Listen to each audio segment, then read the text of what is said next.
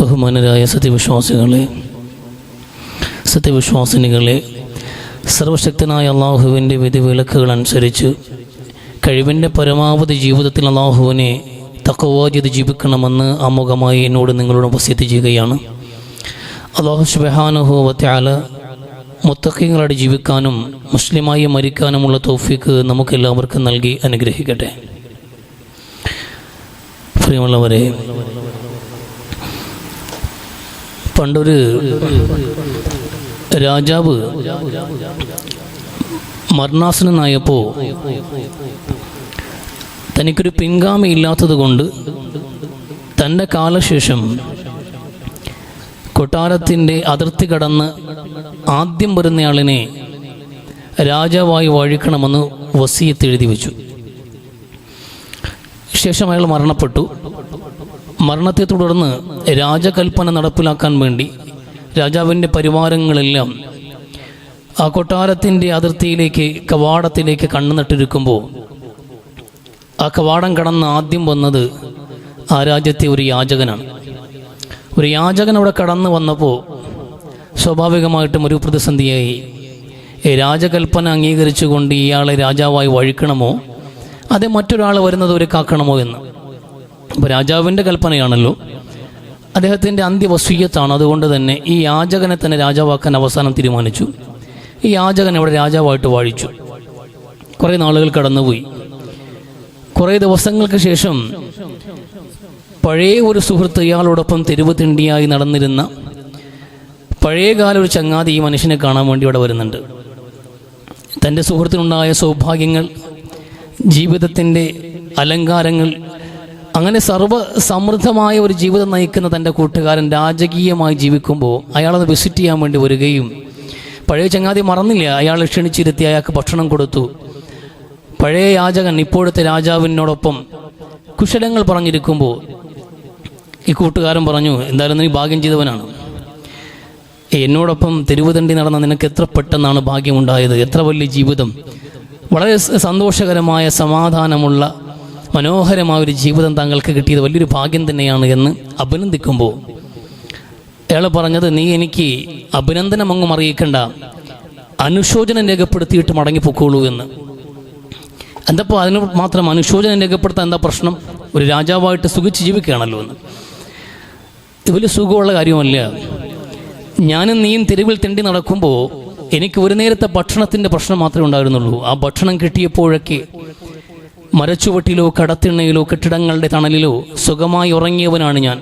പക്ഷേ ഇന്ന് ഞാൻ ഉറങ്ങിയിട്ട് എത്ര ദിവസമായെന്നറിയുമോ നിനക്ക്? എനിക്ക് ഉറക്കമില്ല. അധികാരമുണ്ട്, കഴിക്കാൻ ആവശ്യം പോലെ ഭക്ഷണമുണ്ട്, തോഴിമാരുണ്ട്, സൈന്യങ്ങളുണ്ട്, എല്ലാം ഉണ്ട്. പക്ഷേ എൻ്റെ ഓരോ നാട്ടുപ്രദേശങ്ങളിലും പ്രഭുക്കന്മാരുണ്ടാക്കുന്ന പ്രശ്നങ്ങൾ, ഈ രാജ്യത്തിൻ്റെ തലവേദനകളെല്ലാം എൻ്റെ തലയിലേക്ക് കയറി വരുമ്പോൾ, ഈ സങ്കീർണതകളും കുരുക്കുകളും എൻ്റെ മുമ്പിലേക്ക് വരുമ്പോൾ അതിൻ്റെ ഉറക്കം കെടുത്തുകയാണ്. സത്യത്തിൽ ഈ കാണുന്നതെല്ലാം എൻ്റെ സമാധാനം കെടുത്തി കളഞ്ഞിരിക്കുന്നു എന്നാണ് അയാൾ പറയുന്നത്. ഇതൊരു കഥയാണെങ്കിൽ പോലും നമുക്കതിൽ നിന്ന് വലിയ ഗൗരവമുള്ളൊരു മെസ്സേജ് ഉണ്ട്. കാരണം ഒരുപാട് വിഭവങ്ങൾ നമ്മളൊക്കെ വല്ലാണ്ട് തെറ്റിദ്ധരിക്കുന്നൊരു മേഖലയാണിത്. നമുക്കൊരുപാട് സമ്പത്തും അധികാരവും പ്രശസ്തിയും സ്ഥാനമാനങ്ങളും ഒക്കെ ഉണ്ട് എങ്കിൽ നമുക്ക് ഏറ്റവും നല്ലൊരു ലൈഫ് കിട്ടും, നല്ലൊരു ജീവിതം കെട്ടിപ്പടുക്കാൻ നമുക്കിതൊക്കെ അടിത്തറയാണ്. അടിസ്ഥാനപരമായി ഇതൊക്കെ ഉണ്ടെങ്കിലാണ് ഏറ്റവും ശാന്തവും സുന്ദരവും സമാധാനപരമായ ഒരു ജീവിതം മുന്നോട്ട് കൊണ്ടുപോകാൻ കഴിയുക എന്നുള്ള ഒരു തെറ്റായ ധാരണ നമുക്കിടയിലുണ്ട്. സത്യത്തിൽ വിഭവങ്ങളുടെ സമൃദ്ധിയിലല്ല സമാധാനമുള്ളത്. അതെല്ലാം ഉള്ളത് കൊണ്ട് എല്ലാവർക്കും സമാധാനമുണ്ട്, നമ്മൾ തെറ്റിദ്ധരിക്കാനും പാടില്ല. ഇതെല്ലാം ഉള്ള ഒരുപാട് പേർ ഇവിടെ കടന്നു പോയിട്ടുണ്ട്. ഈ ലോകത്ത് ഏറ്റവും പ്രശസ്തനായ ഒരു കൊമേഡിയൻ ആയിരുന്നല്ലോ ചാർലി ചാപ്ലിൻ. അയാളുടെ പ്രസിദ്ധമായ വാക്കുകൾ, I like walking in the rain because nobody can see me crying എന്ന എല്ലാവർക്കും അറിയാവുന്നൊരു വാചകമാണ്. എനിക്ക് മഴയത്ത് നടക്കാനാണ് ഇഷ്ടം, കാരണം ഞാൻ മഴയത്ത് നടക്കുമ്പോൾ എൻ്റെ കണ്ണീര് മറ്റുള്ളവർ കാണില്ലല്ലോ എന്ന്. ലോകത്തെ കുടുകൂടാ ചിലപ്പിച്ചൊരു മനുഷ്യനാണ്. ചലച്ചിത്ര ലോകത്ത്, നിശബ്ദ ചലച്ചിത്ര ലോകത്ത് വലിയ സംഭാവനകൾ നൽകിയിട്ടുണ്ട്, വലിയ പ്രശസ്തിയുണ്ട്, വലിയ സമ്പാദ്യങ്ങളുണ്ട്. പക്ഷേ കുടുംബ ജീവിതത്തിൻ്റെ താളപ്പിഴകൾ എന്നും അസ്വസ്ഥമാക്കിയ ഒരു മനസ്സുമായിട്ട് നടന്നീങ്ങിയ മനുഷ്യനയാൾ.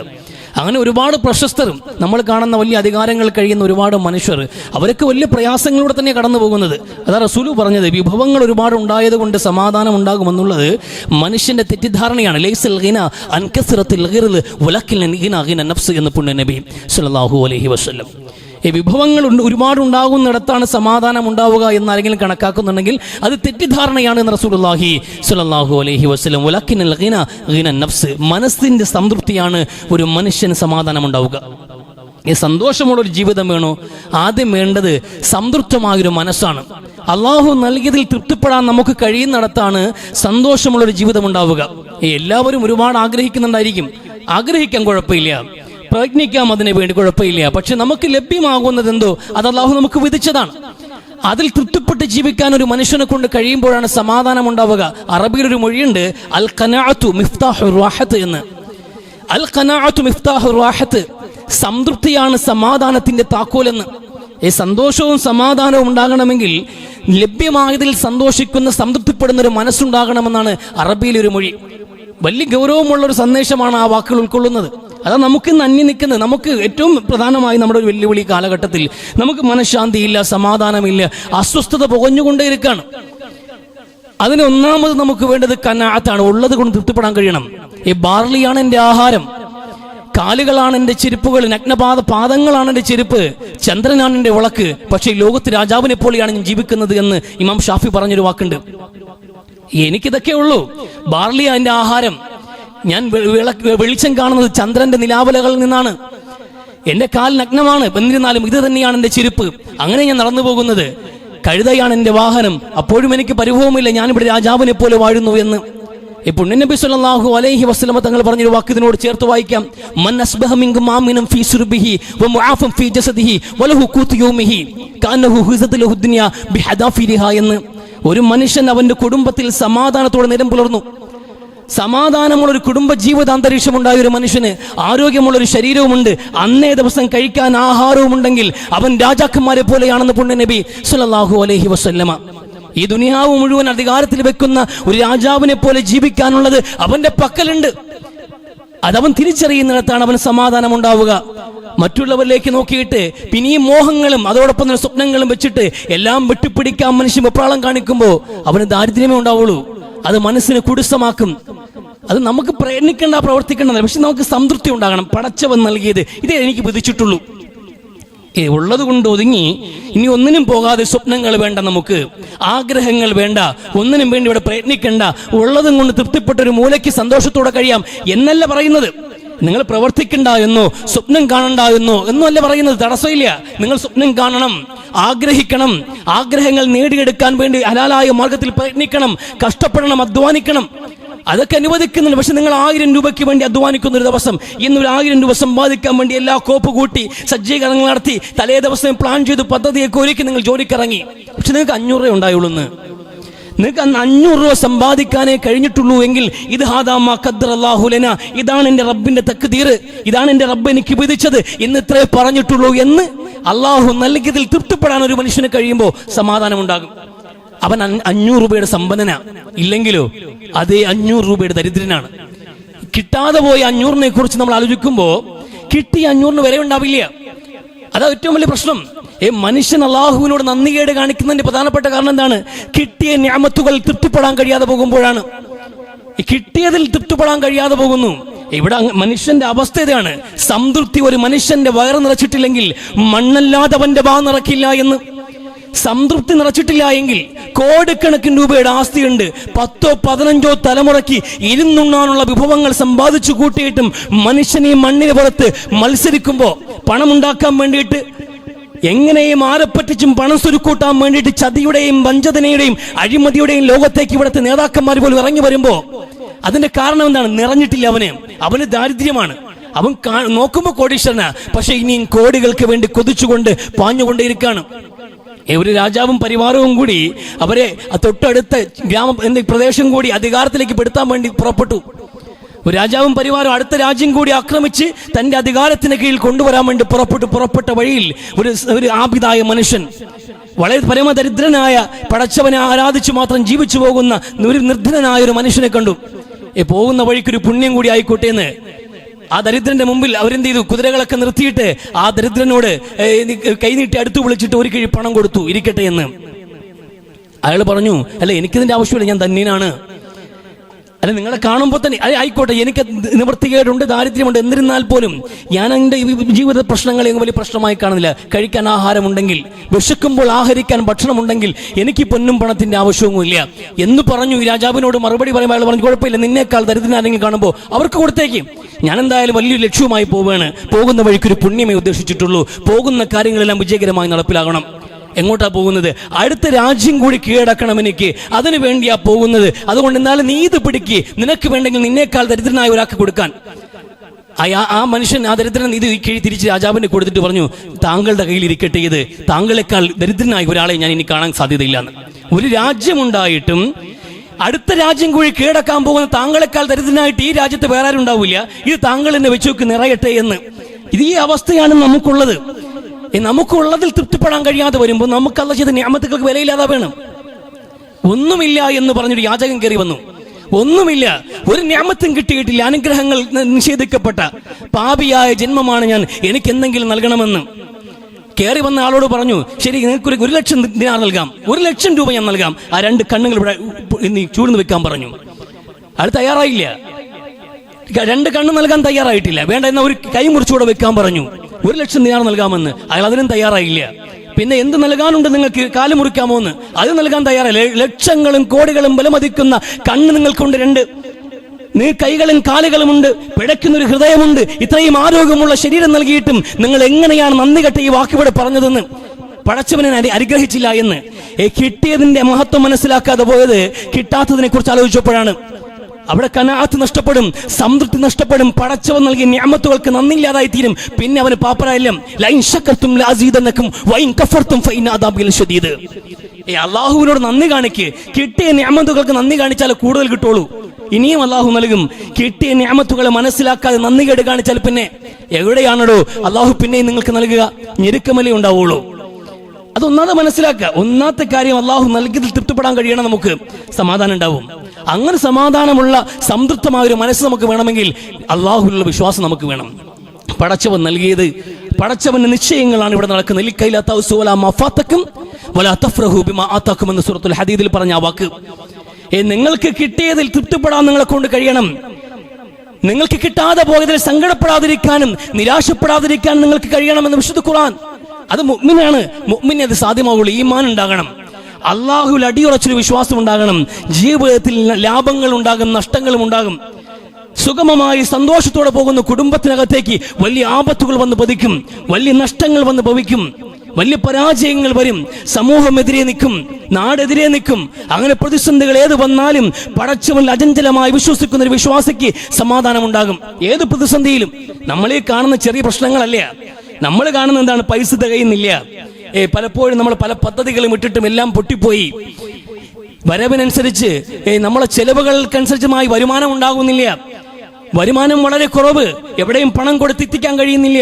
വലിയ പ്രാരാബ്ദങ്ങളാണ് കുടുംബം മുന്നോട്ട് കൊണ്ടുപോകും. മക്കളുടെ വിദ്യാഭ്യാസം, കുടുംബത്തിന്റെ നിത്യച്ചെലവുകൾ, വാഹനം, അതിനനുബന്ധമായിട്ടുള്ള ചെലവുകൾ, വൈദ്യുതിയും വെള്ളവും അടക്കമുള്ള ചെലവുകൾ, ഇതെല്ലാം കൂടി കൂട്ടിക്കഴിക്കാൻ വേണ്ടിയിട്ട് ആകെ ഒരൊറ്റ വരുമാനമേ ഉള്ളൂ, അത് തികയുന്നില്ല. ഇതല്ലേ നമ്മുടെ പ്രതിസന്ധി, ഇതാണല്ലോ നമ്മുടെ പ്രശ്നം. ഇതിനേക്കാൾ വലിയ പ്രശ്നങ്ങളിലേക്ക് കടന്നുപോയപ്പോഴും സമാധാനം നഷ്ടപ്പെടാതെ പോയിട്ടുണ്ട് പൂർവികർക്ക്. ഈമാന്റെ ബലം. ഒരു സമൂഹം ഒന്നടങ്കം തിരിഞ്ഞു നിന്നിട്ട് പിടിച്ചുകെട്ടി തീക്കുണ്ടത്തിലേക്ക് വലിച്ചെറിയുമ്പോഴും സന്തോഷത്തോടെ ഹസ്ബി അല്ലാഹു നിഅമൽ വക്കീൽ എന്ന് ഇബ്രാഹിം നബി അലൈഹിസ്സലാം. പാളിപ്പോയില്ലല്ലോ. സമാധാനം, ഒരു തെല്ലും തകർന്നു പോയിട്ടില്ല ഇബ്രാഹിം നബി അലൈഹി ഇസ്ലാം.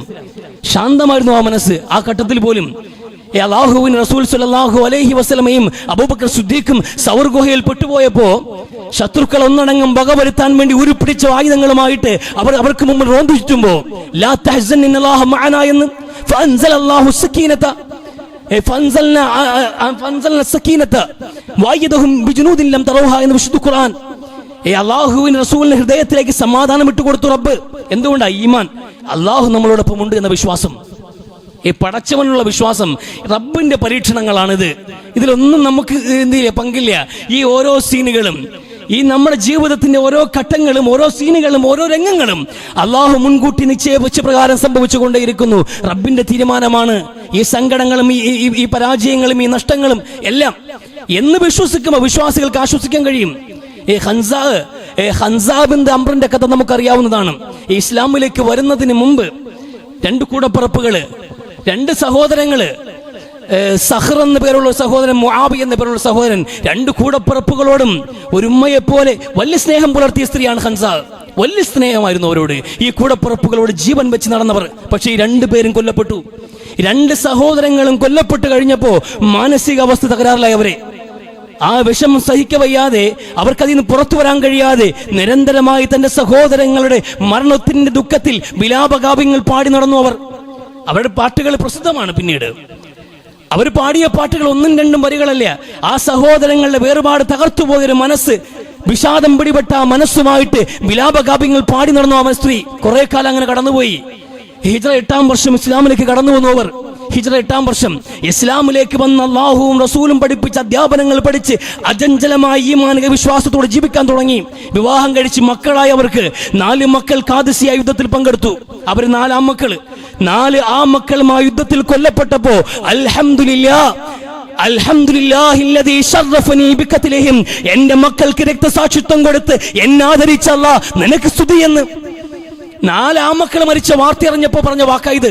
2 സഹോദരങ്ങൾ കൂടപ്പിറപ്പുകൾ മരിച്ചു പോയപ്പോ മാനസിക നില തകരാറിലായി, മനോവേദന കാരണം വിലാപകാവ്യങ്ങൾ പാടി അങ്ങാടിയിലൂടെ നടന്നൊരു സ്ത്രീ. അവരും മാറി ഈമാനിലേക്ക് വന്നു, വിശ്വാസത്തിലേക്ക് വന്നപ്പോ 4 മക്കളും മരിച്ച തീരുമാനവും റബ്ബേ നിന്റേതാണ്, ഞാൻ നിന്നിൽ തൃപ്തിപ്പെട്ടിരിക്കുന്നു, നീ തന്ന സന്താനങ്ങളെ നീ എടുത്തിട്ടുണ്ടെങ്കിൽ നാളെ ആ മക്കൾക്കൊപ്പം വിജയിക്കുന്ന അവസ്ഥയിൽ എന്നെ നീ ഒരുമിച്ച് കൂട്ടണേ എന്ന് മാത്രമാണ് എന്റെ പ്രാർത്ഥനയെന്ന് അങ്ങനെ പ്രതികരിക്കുന്നത്. ഈ 4 മക്കൾ മരിക്കുക ചെറിയ കാര്യമാണോ? 4 മക്കൾ മരിക്കുമ്പോ അത്രയും സങ്കടമുള്ളപ്പോഴും അവർക്ക് സമാധാനിക്കാൻ കഴിഞ്ഞതിന്റെ കാര്യം എന്താണെന്ന് അറിയുമോ? അള്ളാഹുവിലുള്ള വിശ്വാസം, റബ്ബ് വെച്ചതേ നടക്കുമെന്ന്. ആ ഹൻസാമാരാണ് ഇന്ന് പലസ്തീനിലുമുള്ളത്. ഇന്ന് ആ പലസ്തീനിൽ ജീവിക്കുന്നവർ ഹൻസാന് എന്ത് ചെയ്യുക, തുടർച്ചക്കാരാ. ഭർത്താവും മക്കളും വാപ്പയും ഉമ്മയും അടക്കം ഒരു കുടുംബം മുഴുവനും കൺമുമ്പിൽ ചിതറിപ്പോകുന്നത് കണ്ടു നിൽക്കേണ്ടി വന്നപ്പോഴും സമാധാനത്തോടെ ഹസ്ബുനല്ലാഹു വ നിഅമൽ വക്കീൽ എന്ന് പറയുന്ന ഉമ്മമാര് പലസ്തീന്റെ മണ്ണിൽ. ആ സമൂഹത്തോട് ലോകം കാണിക്കുന്ന നിശബ്ദതയുണ്ടല്ലോ, ഏറ്റവും ക്രൂരമാണ്. പട്ടിണി കിട്ടു കൊല്ലണമെന്ന്.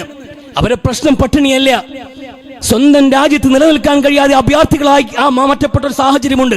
അതൊക്കെ സവിസ്തരം പ്രതിപാദിച്ചു പോയതാണ്. പക്ഷെ ഇന്ന് ഉപരോധം ഏർപ്പെടുത്തിയ ആ സമൂഹത്തിന്റെ അടിസ്ഥാന ആവശ്യങ്ങൾ പോലും, വെള്ളവും ഭക്ഷണവും മരുന്നും പോലും നൽകാതെ ഒരു സമൂഹത്തെ പട്ടിണി കിട്ടി എല്ലും തോലുമാക്കി, പട്ടിണി കിട്ടി ഇഞ്ചിഞ്ചായി കൊന്നു തള്ളുമ്പോ ആ പട്ടിണി കിടക്കുന്ന മനുഷ്യർക്ക് വേണ്ടി ശബ്ദിക്കാൻ ഇവിടെ ആളില്ല. കൂട്ടത്തിലൊന്ന് പറയാണ് ആ വിഷയം. നോക്കൂ നിങ്ങള്, അള്ളാഹുവിന്റെ റസൂലിന്റെ അടുക്കലേക്ക് ഒരാളെ പിടിച്ചുകൊണ്ടുവന്ന സഹാബാക്കൾ, ഒരു സ്ട്രേഞ്ചർ, ഒരു അപരിചിതൻ, ആർക്കും അറിയില്ല. മദീനയുടെ അതിർത്തിയിൽ സംശയാസ്പദമായി കണ്ട വ്യക്തിയെ പിടിച്ചുകൊണ്ടുവന്ന റസൂലിന്റെ മുമ്പിൽ ഹാജരാക്കി. റസൂൽ ചോദിച്ചു, ആരെന്നറിയുമോ നിങ്ങൾക്കിത്? ആളെ മനസ്സിലായോന്ന്? അവർ നമുക്ക് മനസ്സിലായ റസൂലെന്ന്, ഇത് യമാമയുടെ സുൽത്താനാണ്, യമാമ എന്ന രാജ്യത്തിന്റെ സുൽത്താനെയാണ് നിങ്ങൾ പിടിച്ചുകൊണ്ടുവന്നതെന്ന്. കൊണ്ടുവന്നവർ പോലും ഞെട്ടിപ്പോയി.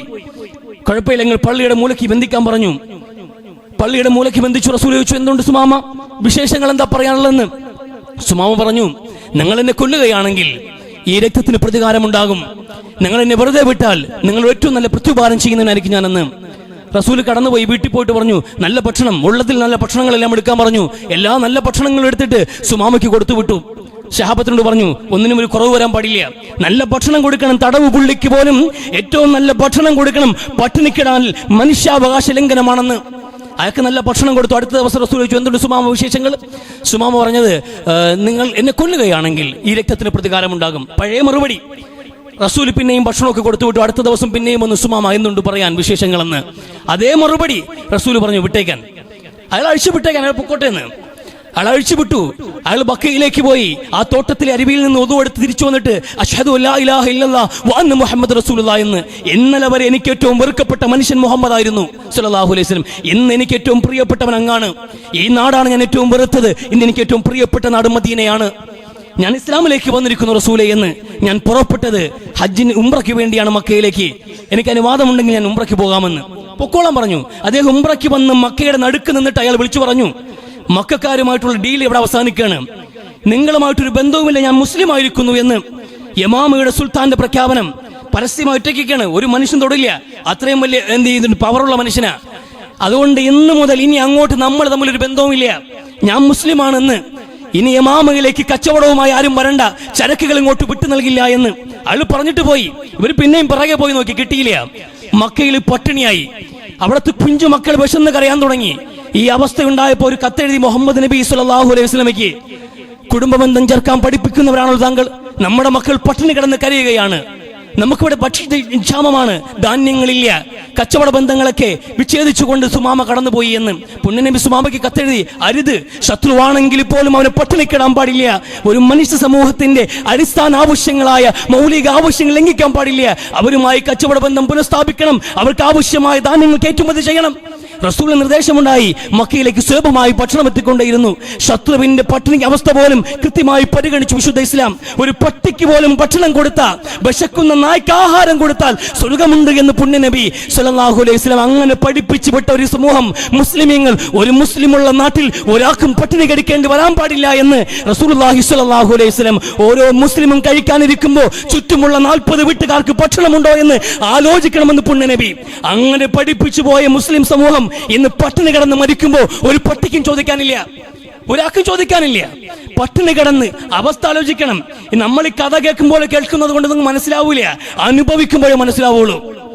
അനുഭവിക്കുമ്പോ ഒരു സമൂഹം വീടില്ല, കുടിയില്ല, ടെന്റുകളിൽ അവരെന്ത് ആണും പെണ്ണും ഒക്കെ എവിടെ ബാത്റൂം, എവിടെ കുളിക്കുന്നത്, എവിടെ ഒതു കൊടുക്കുന്നത്, എവിടെ നമസ്കരിക്കുന്നത്, എവിടെ ഭക്ഷണം പാചകം ചെയ്യുന്നത്, എല്ലാം ഒരിടത്ത്.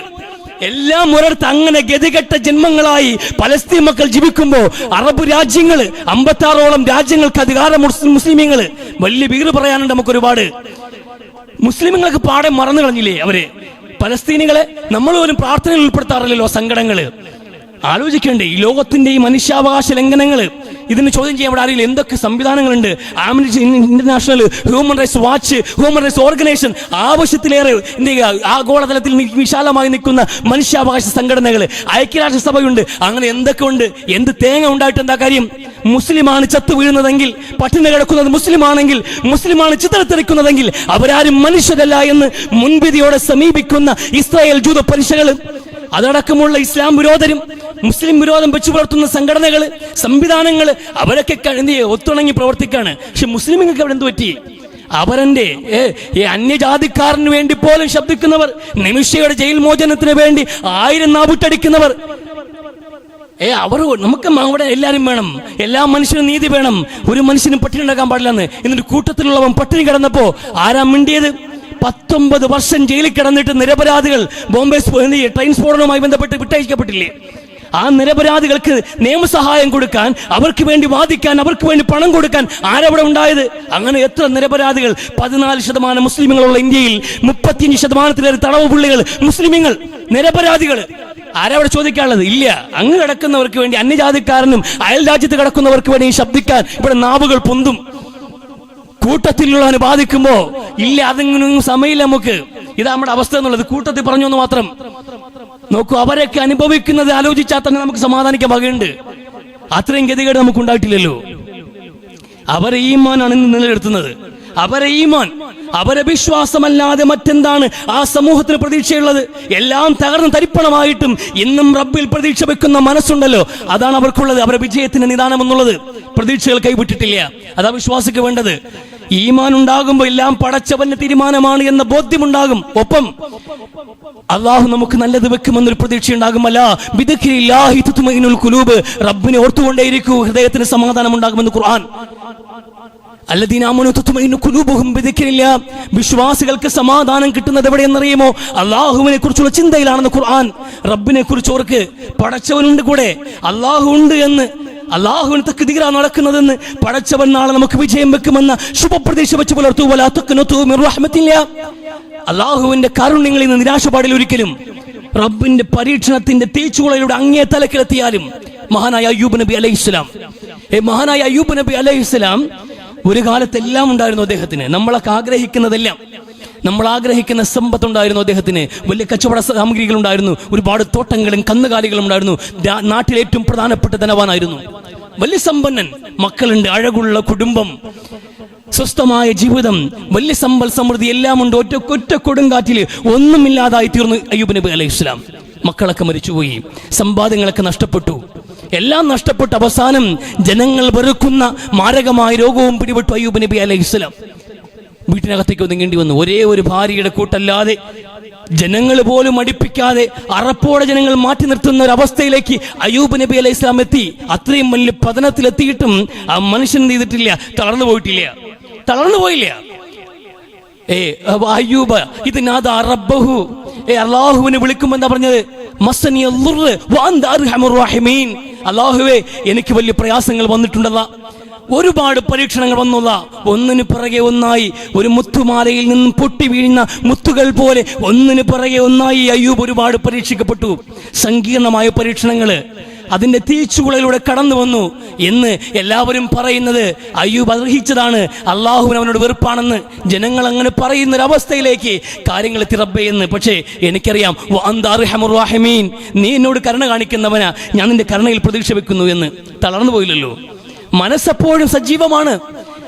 ശരീരം തളർന്നു, അസുഖമായി, സമ്പത്ത് നഷ്ടപ്പെട്ടു, മക്കൾ മരണപ്പെട്ടു, എല്ലാ സങ്കടങ്ങൾക്ക് നടുക്ക് നിൽക്കുമ്പോഴും ആ മനുഷ്യൻ പറഞ്ഞത് വഅൻത അർഹമുർ റഹീമീൻ എന്ന്. അല്ലാഹുവേ, നിന്റെ കാരുണ്യത്തിൽ ഞാൻ പ്രതീക്ഷ വെക്കുന്നുവെന്ന്. ആ പ്രതീക്ഷയാണ് വിജയിക്കുന്നത്. എത്രയോ കാലത്തിനപ്പുറത്ത് അയ്യൂബ് നബി അലൈഹി ഇസ്ലാമിന് നഷ്ടപ്പെട്ടതെല്ലാം അല്ലാഹു തിരിച്ചു കൊടുത്തു. ആരോഗ്യവും സമ്പത്തും സമൃദ്ധിയും എല്ലാം അല്ലാഹു തിരിച്ചു കൊടുത്തു.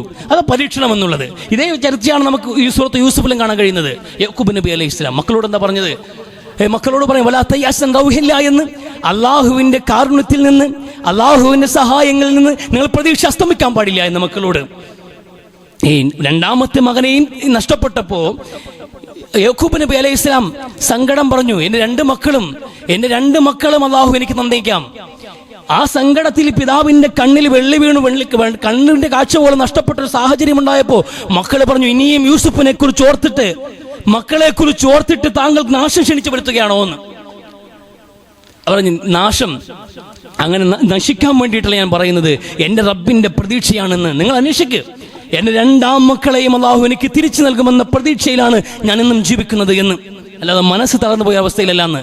രണ്ട് മക്കളെയും തിരിച്ചു കിട്ടിയില്ലേ? യാക്കൂബ് നബി അലൈഹി ഇസ്ലാമിന് എൻ്റെ സങ്കടങ്ങൾ ഞാൻ പറയുന്നതിന് റബ്ബിനോടാ.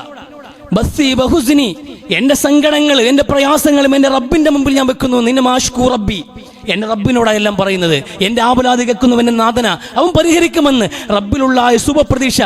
ആ പ്രതീക്ഷയാണ് യാക്കൂബ് നബി അലൈഹി ഇസ്ലാമിന്റെ ജീവിതത്തിൽ പിന്നെ ഉണ്ടായ ജീവിത സായാഹ്നത്തിൽ അദ്ദേഹം തേടി വന്ന സന്തോഷം, വിജയങ്ങൾ. തൻ്റെ മകൻ മിസ്രിന്റെ ഗവർണറായിട്ട് അല്ലെങ്കിൽ ധനകാര്യ വകുപ്പ് മിനിസ്റ്ററായിട്ട് അംഗീകരിക്കപ്പെടുകയും അവിടെ ഈ രാജകീയമായ ഒരു ജീവിതം യാക്കൂബ് നബി അലൈഹി ഇസ്ലാമിന് മക്കൾക്കും ലഭിക്കുകയും ചെയ്തത് ഇത്രയും വലിയ പരീക്ഷണങ്ങൾക്ക് അപ്പുറത്താണ്. യൂസുഫ് നബി അലൈഹി ഇസ്ലാമിന്റെ ആ സമാന ചരിത്രത്തിന് മറ്റോ തല നോക്കൂ നിങ്ങൾ. ഏതവസ്ഥയിലാ? വീട്ടിലെ ഏറ്റവും പൊന്നോമന പുത്രൻ, വാപ്പയുടെ ഏറ്റവും പ്രിയപ്പെട്ട മകൻ, അവസാനം ഏറ്റവും സ്നേഹം പുലർത്തിയിരുന്ന ജ്യേഷ്ഠന്മാരിലൂടെ ആക്രമിക്കപ്പെട്ട് പൊട്ടക്കിണറ്റിലേക്ക് വലിച്ചെറിയപ്പെട്ട ബാല്യം. ആ കിണറ്റിൽ നിന്ന് പിന്നെ എന്താ ഭാവി? വനാന്തരത്തിനുള്ളിലെ അഗാധ ഗർത്തത്തിൽപ്പെട്ടുപോയ ആ മനുഷ്യന് എന്താ ഭാവി? ഒരു ഭാവിയില്ല. അവസാനിക്കല്ലേ ഏതാനും ദിവസങ്ങൾ, ഏതാനും മണിക്കൂറുകൾക്കപ്പുറത്ത് മരണം വന്ന് ഭവിക്കുമെന്നുള്ള അവസ്ഥയിൽ അവിടെ നിന്ന് മോചനം. എന്നിട്ട് വലിയ മോചനമാണ്. അവിടെ നിന്ന് പിന്നെ അടിമക്കമ്പോളത്തിലേക്ക്, പിന്നെ അടിമ ജീവിതം, ദാസപ്പണി. ഒരു വീട്ടിന്റെ ദാസപ്പണിക്കാരനായി യൂസുഫ് നബി അലൈഹി ഇസ്ലാം. അവിടെ നിന്ന് ഏറ്റവും വലിയ അപമാനത്തിലേക്ക്, ലൈംഗിക ആരോപണം, പീഡനാരോപണം നേരിട്ടിട്ട് അപമാനിതനായി ജയിലിലേക്ക്, തടവറയ്ക്കകത്ത് ജീവിതം എല്ലാം വിസ്മരിച്ച് തടവ് പുള്ളികളുടെ സാഹചര്യങ്ങൾ പോലും മറന്ന് രാജഭരണങ്ങൾ മുന്നോട്ട് പോയി. മോചനം വൈകി, മോചനമില്ലാതെ ജയിൽ ജീവിതം. എല്ലാത്തിനും ഒടുവിൽ രാജകീയമായ തിരിച്ചുവരവ് മഹാനായ യൂസുഫ് നബി അലൈഹി ഇസ്ലാമിന്.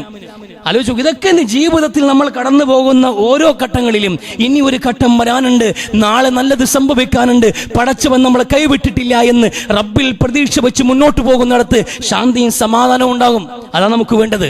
തളർന്നു പോകാൻ പാടില്ല. അങ്ങനെ വാടി വീഴേണ്ടവരല്ല വിശ്വാസികൾ ഈ ജീവിതത്തിന്റെ വഴിത്താരയിൽ. ഈമാൻ ഉണ്ടാകണം. അടിയുറച്ച വിശ്വാസത്തോടെ അള്ളാഹുവിനെ സ്മരിച്ചുകൊണ്ട് അള്ളാഹുവിൽ പ്രതീക്ഷ വെച്ച് മുന്നോട്ട് പോവുക.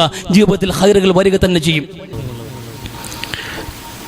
തിയഡോർ ടിൽട്ടന്റെ ഒരു പോയമുണ്ട്, ദ കിങ്സ് റിംഗ് എന്ന് പറഞ്ഞിട്ട്.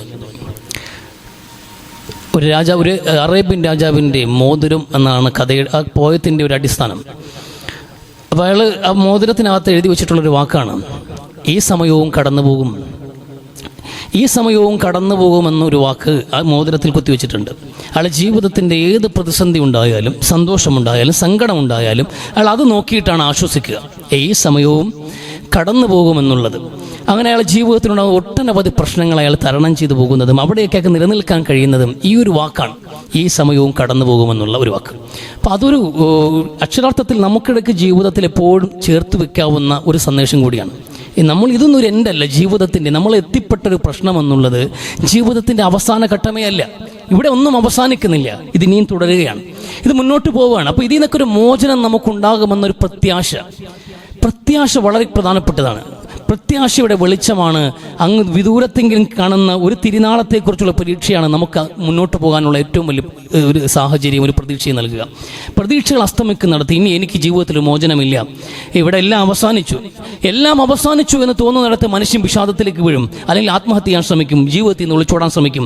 ഇതൊന്നുമല്ല, ജീവിതം പരീക്ഷണങ്ങളാണ്, ഒന്നിനു പുറകെ ഒന്നായി വരും. ഖലീൽ ജിബ്രാൻ പറഞ്ഞതുപോലെ അറിഞ്ഞു കളിച്ചാൽ ജീവിതത്തെക്കാൾ ഇൻട്രസ്റ്റിംഗ് ആയ ഒരു ഗെയിമേ ഇല്ല എന്ന്.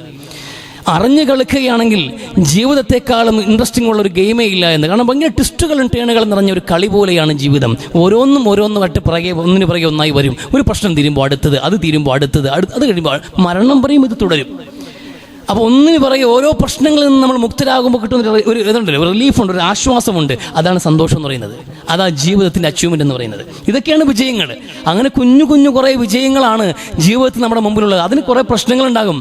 പ്രശ്നങ്ങളില്ലെങ്കിൽ നമുക്കിവിടെ റോളയില്ല, നമുക്കിവിടെ ഒന്നും ചെയ്യാനില്ല. പ്രശ്നങ്ങൾ, സങ്കടങ്ങൾ, അങ്ങനെ ആഗ്രഹങ്ങൾ, അങ്ങനെ പലതും നമ്മുടെ മുമ്പിലേക്ക് വരും. ഓരോന്നിൻ്റെയും പുറകെ ഓടിക്കൊണ്ടേയിരിക്കുക. അപ്പോഴും അള്ളാഹുവിനെ മറന്നു പോകാതിരിക്കുക, അതാ ജീവിതം.